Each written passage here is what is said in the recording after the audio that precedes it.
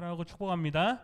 오늘은 사도행전 8장의 말씀, 그 앞부분 1절부터 3절까지 말씀을 본문으로 해서 사랑 없는 종교라는 제목으로 함께 말씀을 나누겠습니다.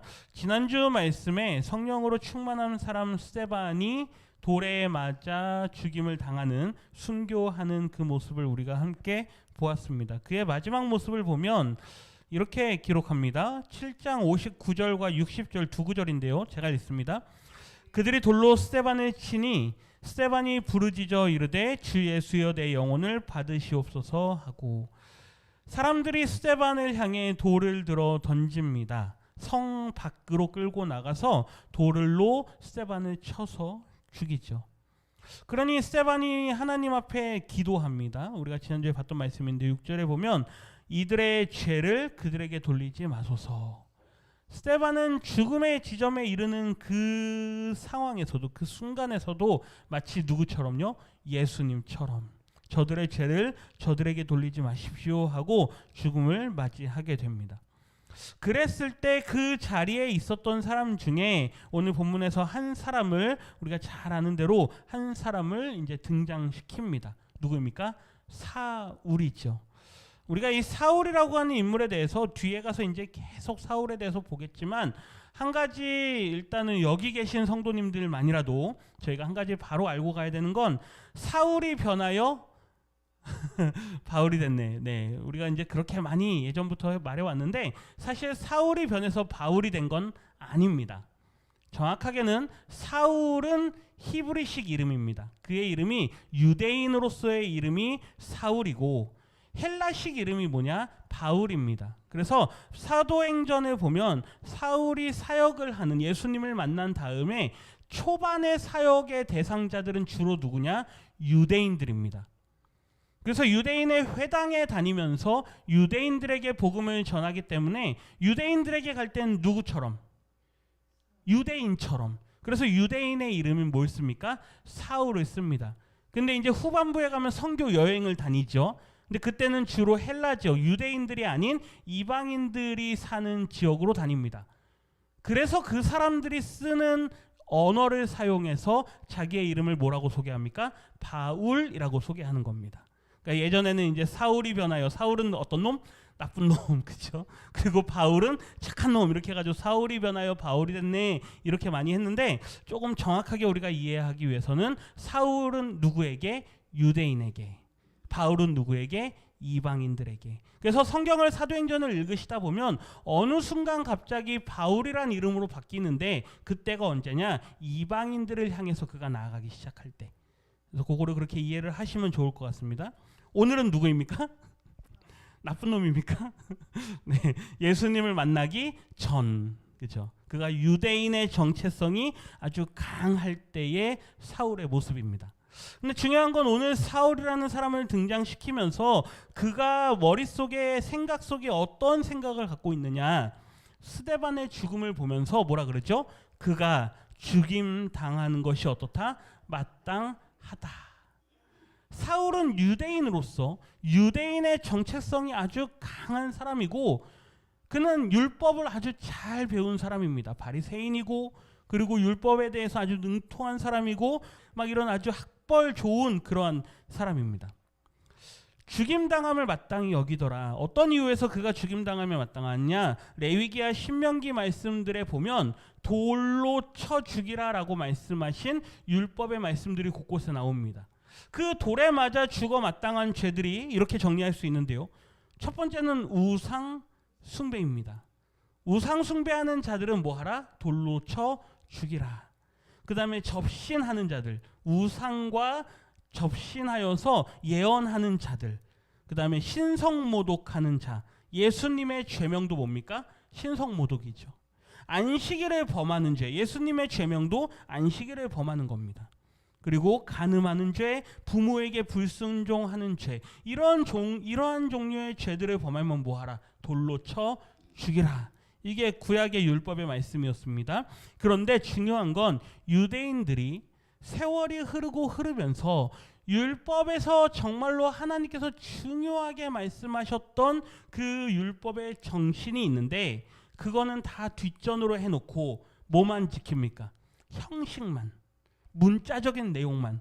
그래서 우리가 복음서를 작년 한 해 동안 보면서 예수님께서 열심히 그들을 비판하셨던 게 뭡니까?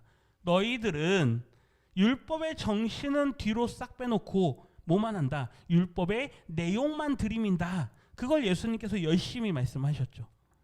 지금 사울이 열심히 그의 마음속에 종교적인 열심을 갖고 있는 이 시점은 어떤 열심이 있느냐? 유대교인으로서의 종교적인 열심만 그에게 남아있는 상태입니다.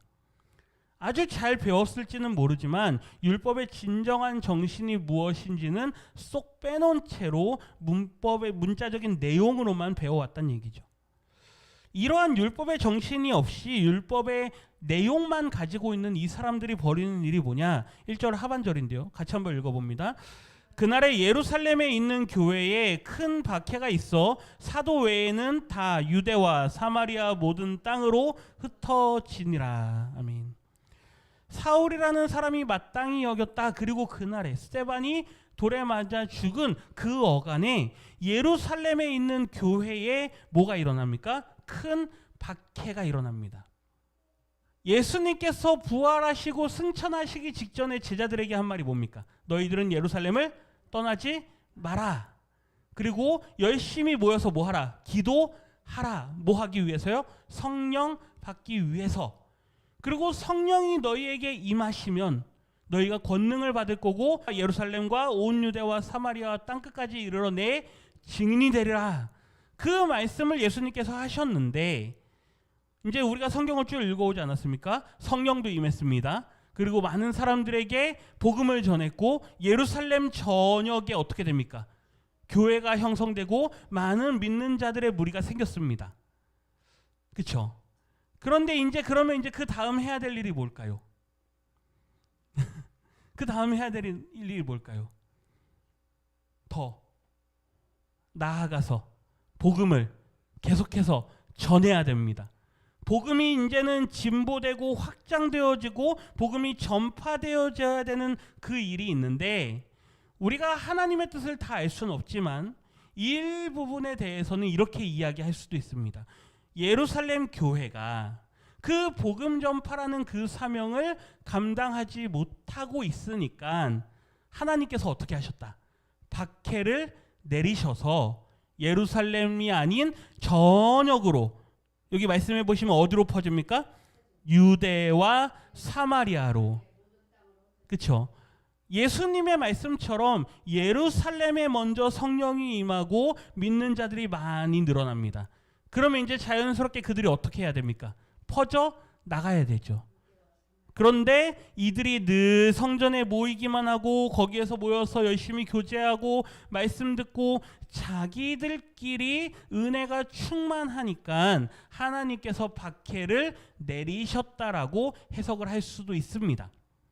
한 면에서는 분명히 하나님의 모든 역사를 주관하시고 있기 때문에 복음의 진보를 위해서 복음의 전파를 위해서 분명히 하나님께서 박해를 일으키셨다라고도 우리는 볼 수 있죠. 왜냐하면 성경이 그런 방식으로 기록을 하고 있습니다. 유대와 사마리아로 그리고 어디로요? 모든 땅으로. 이게 뒤에 가서 보겠지만 이 사람들이 다 퍼져나갔을 때 다음 주에 봅니다. 어떤 일이 일어나느냐. 대표적으로 빌립이라는 한 사람을 예로 듭니다. 이 사도들이 예루살렘에 있던 예수님을 믿는 사람들이 박해가 일어나니까 다 퍼져나가서 어떻게 합니까? 복음을 전합니다. 그래서 저녁에 전 땅의 모든 땅들에 복음이 전파되기 시작하죠. 그래서 박해는 하나님의 일으키신 섭리 가운데 일어난 일이다라고 고백할 수가 있습니다. 아멘이십니까? 이거는 조금은 더 큰 관점에서 이야기를 하는 겁니다. 역사를 해석하는 조금 더 넓은 관점에서 보면 그렇지, 예루살렘 교회가 나아가서 복음을 전해야 되는데 그 복음을 전하는 속도가 더디고 그들이 예루살렘이 아닌 이방 땅으로 사마리아 땅으로 모든 땅으로 나아가는 데 있어서 그들의 속도가 나지 않은 걸 보면서 하나님께서 뭘 사용하셨다? 박해를 사용하셨다. 이렇게 큰 관점에서 말할 수도 있습니다. 근데 그거는 더 나중 이야기고요. 오늘은 그거보다는 조금은 더 좁은 관점으로 말씀을 볼 겁니다. 왜 박해가 일어났느냐 이거죠. 다시요. 왜 예루살렘 땅에 박해가 일어났느냐? 넓은 관점에서는 어떻다? 하나님의 섭리다. 아멘이십니까? 복음이 뭐하게 하기 위해서? 전파되게 하기 위해서. 넓은 관점에서는 하나님의 섭리이지만 좁은 관점에서 보면 뭐냐? 종교적인 열심 때문에 일어난 겁니다. 그런데 한번 생각해 보십시오. 여기서 말하는 종교가 뭡니까? 기독교입니까? 유대교입니다. 유대교. 그렇죠. 구약 시대 때부터 쭉 이스라엘을 통해서 우리가 지난주에 봤던 그 말씀들처럼 하나님께서 이스라엘을 택하셔서 하나의 나라로 이르시고 율법을 주시고 그들을 하나님 나라로 선택하신 그 민족입니다. 그런데 그들이 어떻게 합니까? 박해를 일으킵니다. 이 박해는 로마로부터 온 박해가 아닙니다. 유대인들이 핍박하는 박해입니다. 누구를 핍박합니까? 교회를. 예수님을 믿는 사람들을 새로운 종교다, 새로운 이단이다 그러면서 저들을 박해하기 시작합니다. 3절 말씀 같이 읽겠습니다. 사울이 교회를 잔멸할 새 각 집에 들어가 남녀를 끌어다가 옥에 넘기니라. 아멘. 앞서 나왔던 그 사울이 이제 교회를 잔멸합니다. 보십시오. 이미 벌써 큰 박해가 일어나니까 어떻게 됐습니까? 사도들을 제외하고는 모든 사람들이 다 사마리아와 유대와 모든 땅으로 흩어졌습니다. 그리고 예루살렘에 남아있던 아직 도망가지 못한 사람들, 그 사람들의 집집마다 쫓아다니면서 어떻게 합니까? 다 끌어냅니다. 그러면서 너 예수 믿어 안 믿어? 저는 예수를 믿습니다. 그럼 어떻게 합니까? 감옥에 가둬 둡니다. 이 일이 예루살렘 전역에서 일어나고 나중에 보면 알겠지만 다메섹에도 예수를 믿는 사람들이 많이 있다라는 그 소식을 사울이 듣고 다메섹으로 그들을 잡으러 가죠. 그러니까 사울은 종교적인 열심이 아주 대단했던 사람입니다. 결국 하나님께서 율법을 주셨을 때 그 율법의 정신이 뭐냐? 돌로 쳐 죽이라. 이게 율법의 정신이냐 이거죠. 하라 하지 마라. 하라고 한 것은 하고 하지 말라는 것은 안 했다. 그걸 어겼다. 그러면 무조건 처벌하라. 이게 하나님의 율법을 주신 이유였느냐? 그렇지 않다라는 것이죠. 하나님께서 율법을 주셨지만 궁극적으로 하나님께서 원하신 건 이겁니다. 우리 레위기 19장 18절 같이 읽습니다.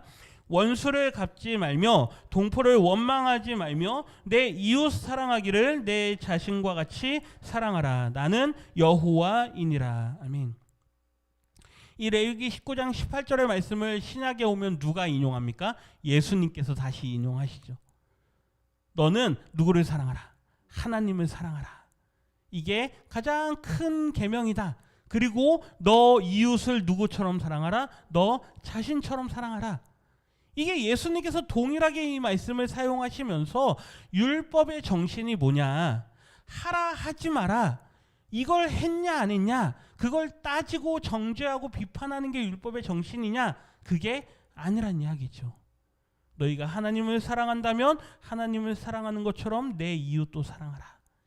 이게 율법의 정신인데 결국 지금 현재 사울이라고 하는 사람을 대표로 내세우고 있는 이 유대교에 속한 사람들은 결국 어떤 모습으로 바뀌었느냐? 사랑을 잃어버린 그저 종교인들의 모습으로 바뀌었다라는 것이죠. 이게 문제입니다. 그러니까 분명히 기독교, 유대교는 은혜의 종교인데 하나님께서 은혜로 그들을 구원하시고 은혜를 주셔서 이스라엘이라는 나라를 이루게 하셨고 은혜를 주셔서 그 가나안 땅에 들어가게 하셨는데 그들이 그 은혜라고 하는 것을 다 잃어버렸다라고 하는 것입니다. 뭐만 남았습니까? 종교적인 행위, 종교적인 열심, 그저 율법에 기록된 거, 그게 중요한 거다. 이것만 지키고 살아가는 모습이란 이야기죠. 예수님의 모습을 한번 보시겠습니까? 우리 요한복음 5장 39절 읽겠습니다. 너희가 성경에서 영생을 얻는 줄 생각하고 성경을 연구하거니와. 유대인들을 향해서 말씀하십니다. 성경은 구약 성경이죠. 토라입니다. 그들이 가지고 있는 이 구약에 있는 말씀들, 신약은 없기 때문에 너희가 이 구약에 있는 말씀을 읽으면서 영생을 얻을 줄 알고 이 성경을 열심히 연구하는구나. 실제로 유대인들은 성경을 아주 중요하게 여깁니다. 열심히 연구합니다. 암송도 열심히 합니다. 그런데 중요한 건 뭐냐? 이 말씀이 가리키는 대상이 누구냐? 예수님 자신이죠. 그런데 너희들은 이 말씀은 보지만 이 말씀이 가리키는 대상인 나는 보지 못하는구나. 종교적인 열심은 있으나 이 말씀을 주셨을 때 하나님께서 말씀을 주신 그 정신은 너희가 잃어버렸구나. 이걸 말씀하십니다. 그러면서 이렇게 말씀하시죠. 같이 했습니다. 그러나 너희가 영생을 얻기 위하여 내게 오기를 원하지 아니하는도다. 그렇죠?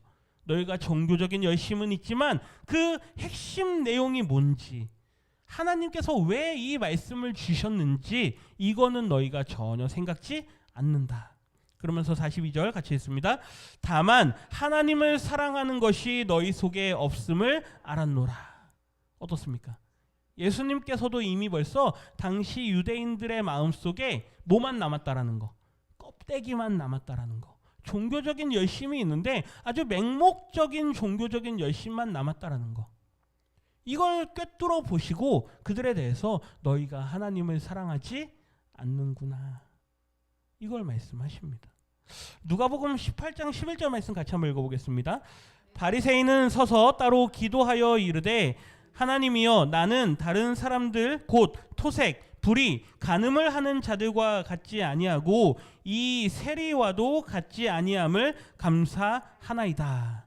바리새인들이 기도하는 모습을 예수님께서 그렇죠, 비판하십니다. 그들이 뭐라고 말합니까? 하나님, 나는 다른 사람들과 자신을 비교합니다. 토색, 불의, 간음을 하는 자들과 같지 않습니다. 이게 무슨 말입니까? 저들은 율법을 어기는 자들입니다. 하나님, 저는 율법을 어기지 않습니다. 저는 이 세리와도 같지 않은 걸 감사합니다. 그런데 예수님께서 그들에 대해서 이렇게 말하죠. 같이 한번 읽어봅니다. 계속해서 이야기합니다. 나는 일해에 2번씩 금식하고 또 소득의 11조를 드리나이다 하고. 어떻습니까? 종교적인 열심이 대단한 사람들이죠. 저는 1회 며칠입니까? 7일. 일주일에 몇 번씩 금식합니까? 2번씩 금식합니다. 그렇죠? 소득의 11조를 드립니다. 그들이 그렇게 고백합니다. 뭐가 있다는 얘기입니까? 종교적인 열심이 있다는 이야기입니다. 저는 안식일도 다 지키고 금식도 열심히 하고 헌금도 잘 드립니다. 구제도 열심히 합니다. 그런데 예수님께서 그들에 대해서 이렇게 말씀합니다. 같이 했습니다. 화 있을진저 너희 바리새인들이여, 너희가 박하와 운향과 모든 채소의 11조는 들이되 공의와 하나님께 대한 사랑은 버리는도다. 저희가 종교적인 열심은 있습니다 라고 말하는 그들을 향해서 예수님께서 뭐라 그러죠? 공의와 하나님께 대한 사랑은 너희가 뭐한다? 버린다. 너희에겐 뭐가 없구나? 사랑이 없구나. 종교적인 열심만 있어서 그걸 가지고 다른 사람들을 정죄하고 비판하고 또 한편으로는 자기의 자랑거리로 삼는구나. 현장에서 간음하다 잡힌 여인을 사람들이 예수님에게 데리고 옵니다. 그러면서 이렇게 말하죠. 모세는 율법에 이러한 여자를 뭐로 치라? 돌로 치라 명하였습니다. 당신은 어떻게 하겠습니까? 우리가 작년에도 이 말씀을 봤는데요. 예수님께서 이렇게 대답하면 이것 때문에 문제가 되고 저렇게 대답하면 저것 때문에 문제가 됩니다. 만약에 돌로 치라 그러면 예수님께서 평소에 가르치던 그 가르침을 어기게 됩니다. 율법을 따라 돌로 치라 그러면 뭐야, 저 사람 평상시에는 사랑하라 이랬던 사람 아닌가? 그런데 갑자기 돌로 치라 그러네. 그렇죠? 근데 만약에 예수님께서 돌로 치지 말고 사랑으로 덮어줘라 그러면 뭐야, 이 사람 율법을 어기네, 이렇게 되는 거죠.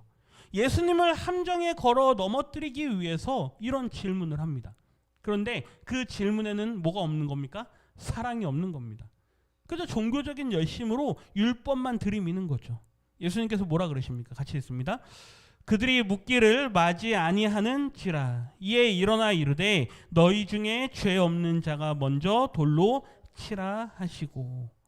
예수님께서 아주 지혜롭게, 그렇죠? 아주 지혜롭게 너희 중에 뭐 없는 자가, 죄 없는 자가 돌로 치라.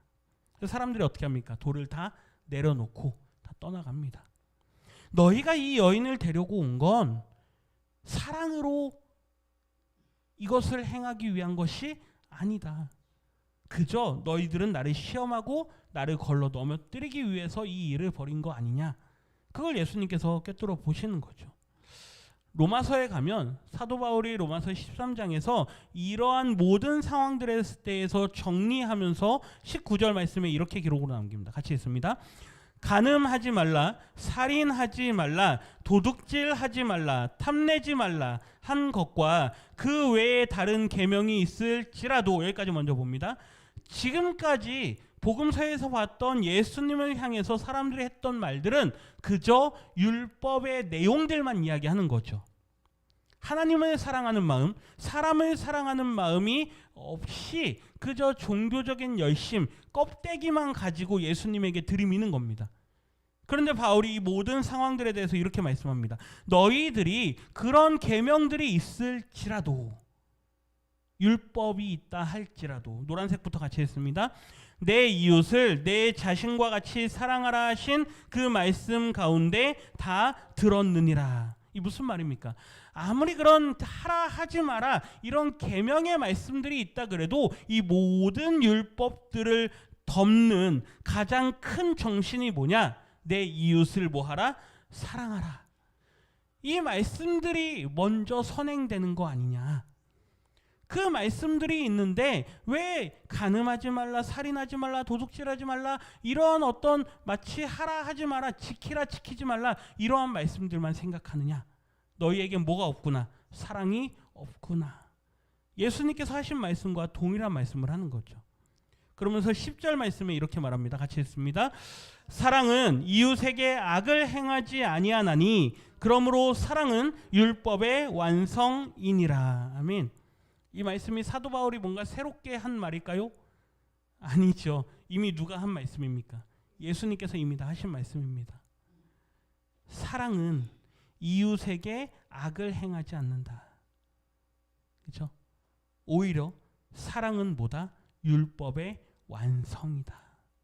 아무리 많은 계명들이 너희 손에 들려 있다 그래서 그걸 너희가 마치 무기 다루듯이 이웃을 정죄하고 비판하고 율법을 지키지 않는 자들을 판단하는 그러한 무기처럼 너희들이 그걸 손에 쥐고 칼자루 쥔 것처럼 너희들이 행하지만 이 모든 것들을 덮는 건 뭐다? 사랑이다. 그래서 사랑은 율법의 완성이다 라고 말하는 거죠. 한번 오늘 본문으로 다시 돌아가 봅니다. 스데반의 순교 이후에 예루살렘에 박해가 일어납니다. 누구로부터 박해가 일어난 겁니까? 유대교로부터 박해가 일어난 겁니다. 율법도 있고 구약의 말씀들도 있고 하나님께 선택받은 선민들이다라고 자부하는 그들이죠. 그들이 손에 율법을, 하나님의 말씀을, 계명의 말씀들을 칼자루로 손에 쥐고 있습니다. 그리고 어떻게 합니까? 다 휘두르면서 사람들을 난도질을 합니다. 이 모습이 어떤 모습입니까? 사랑이 없는 종교인들의 모습입니다. 이 말씀을 보면서 물론 사도행전의 역사 속에서 제가 서두에 말씀드린 것처럼 하나님께서 큰 그림으로 보면 박해를 내리셔서 박해를 사용하셔서 마치 악한 것을 하나님의 선하신 계획을 이루기 위해서 사용하시는 것처럼 보이지만 그럼에도 불구하고 더 가깝게는 종교적인 잘못된 열심이 이렇게 하나님의 뜻과 반대되는 일을 일으키게 된다라는 걸 우리는 생각해야 된다는 것이죠. 이걸 생각하지 않고 하나님의 뜻을 먼저 얘기할 수 없습니다. 이걸 생각하지 않고 하나님의 계획을, 하나님의 큰 섭리를 먼저 이야기할 수가 없습니다. 그래서 오늘 우리는 이 말씀을 보면서 우리 스스로를 생각해 봐야 된다는 얘기죠. 과연 나는 사랑이 없는, 그저 말씀은 있지만 말씀의 정신은 없고 사랑하라 말씀하신 그 마음은 내 안에 없고 그저 종교적인 의만 남아있는 종교인이 아닌가? 과연 나는 제자인가? 오늘 우리에게 물어보시는 겁니다. 2000년 전에는 유대인들이 그러한 사랑 없는 종교인으로 변질되어 버렸습니다. 2000년이 지난 지금은 어떻습니까? 한국 교회 안에 이렇게 많은 은혜를 경험하고 이렇게 하나님의 큰 사랑을 받았음에도 불구하고 오늘날 우리 한국 교회가 과연 이웃들에게 정말로 저들은 사랑이 있는 사람들이야 라는 그러한 소리를 듣는가? 아니면 정죄하고 비판하고 판단하기에 우리가 앞서지는 않는가? 여전히 우리 자신에 대해서 돌아봐야 되는 지점이 있다라고 하는 것이죠. 오늘 주님께서 우리에게 물어보십니다. 너희들은 2000년 전 저 유대인들처럼 믿지 않는 자들을 보면서 너희들도 저들을 판단하고 비판하고 정죄하지 않느냐? 나도 저들을 사랑하는데 너가 먼저 저들을 정죄하고 판단하지 않느냐? 우리도 죄인이고 저들도 죄인이고 우리는 먼저 구원받은 것, 먼저 부름받은 그 차이만 있을 뿐인데 우리가 저들을 비판하고 정죄하진 않는가? 아니요. 같은 교회 공동체 안에서도 서로 비판하고 정죄하고 판단하지 않는가? 이걸 우리에게 물어보시고 있지 않으시는지 계속해서 우리 스스로를 말씀에 비추어서 점검해 봐야 될 겁니다. 지금 이 시대 과연 오늘 우리 고산 제일교회 우리 안에서도 그저 종교인의 모습들만 남아있는지 아니면 정말로 하나님께서 사랑하시는 그 사랑의 마음이 우리 안에 남아있는지. 그래서 바라기는 우리 교회 모든 성도님들이 이런 사랑 없는 종교로서 기독교가 아니라 정말로 예수님을 닮아가는 그러한 사람들이 더욱더 이 자리 가운데 넘쳐나기를 소원하는 우리 모두가 되시기를 주님의 이름으로 축복합니다.